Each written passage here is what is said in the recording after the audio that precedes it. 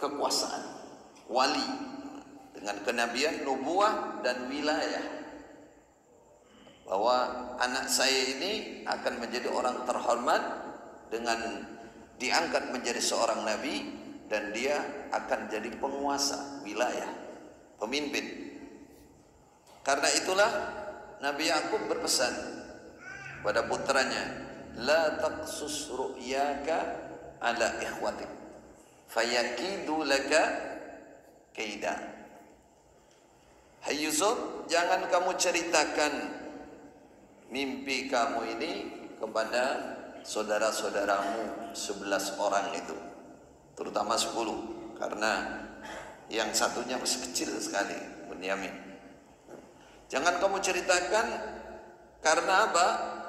Bisa menimbulkan iri.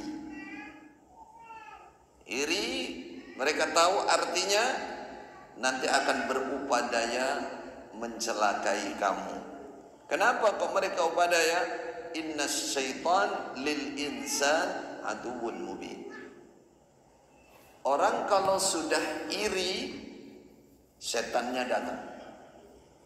Setannya akan berulah di situ. Akan dikembangkan menjadi kebencian yang luar biasa, sehingga lupa terhadap segalanya. Ayat ini menggambarkan begitu. Makanya Rasulullah mengingatkan, iyyakum wal hasad. Jauhi betul yang namanya hasad itu, dengki itu. Kenapa? Fa innal hasad ya'kulul hasanat. Kedengkian itu bisa makan kebaikan-kebaikan kita, bisa menghilangkan kebaikan kita. Kama ta'kulun naru al-hatab, sebagaimana api makan kayu bakar yang kering cepat. Apa sebenarnya penyebabnya? Setan. Jadi orang kalau sudah dengki, nanti setan itu datang. Setan itu raja dengki. Apa buktinya? Jawabannya, kenapa dia dikeluarkan dari surga? Jadi penyakit dengki yang paling awal itu penyakitnya siapa? Setan. Makanya dia kalau ada orang sudah mulai hasud dengan orang lain, maka dia udah ngerti kelemahannya. Setan datang, akan terus mempengaruhi sampai melakukan keburukan-keburukan di luar nalar manusia. Kalau sudah melakukan keburukan, maka hancurlah amal-amal baiknya. Maka Nabi Yakub mengatakan, hati-hati, ini nikmat besar untuk kamu. Kamu jangan ceritakan kepada siapapun.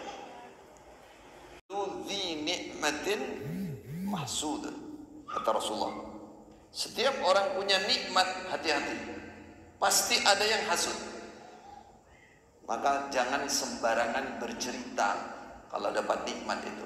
Ada orang yang salah paham dengan dalil, amma bi ni'mati rabbika fahaddits.